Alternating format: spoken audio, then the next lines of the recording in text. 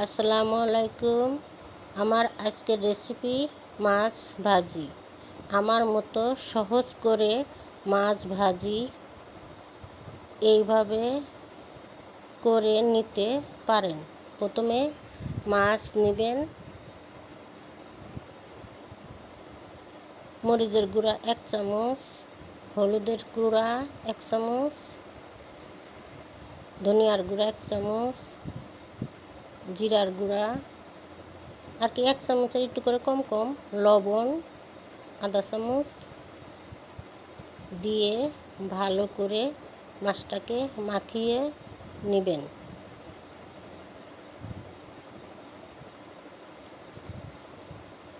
এখন পেঁয়াজ ও রসুন দিবেন, আধা চামচ হলুদের গুঁড়া, আধা চামচ মরিচ, আধা চামচ জিরার গুঁড়া, লবণ দিয়ে পেঁয়াজটাকে ভালো করে মাখিয়ে নেবেন। পরে কড়াইয়ে তেল দিয়ে কড়াইটাকে সুন্দর করে গরম করে নেবেন যেন মাছটা কড়াইয়ে না লাগে। তেল গরম হয়ে গেলে মাছ ধীরে করে দিয়ে দিবেন।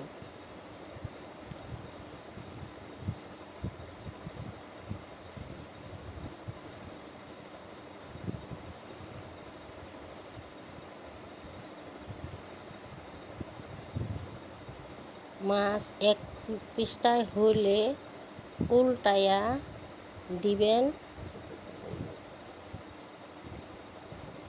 মাছটা ভালো মতো ভেজে দুই পাশেই নেবেন।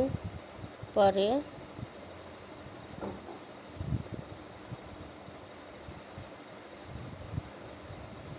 মাছ ভাজা হয়েছে, এখন উপর দিয়ে পেঁয়াজগুলো ছিটিয়ে দিবেন।